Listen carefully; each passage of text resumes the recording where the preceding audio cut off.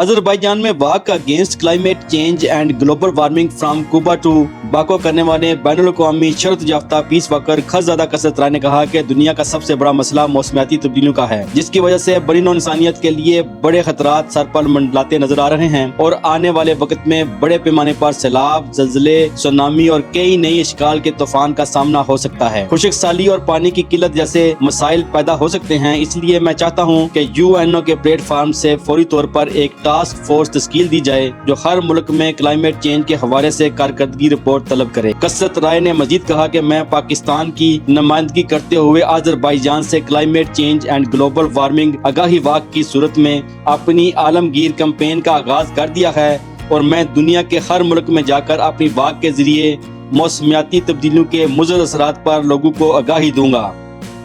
Imran Beg, bureau chief, CCN UK Europe.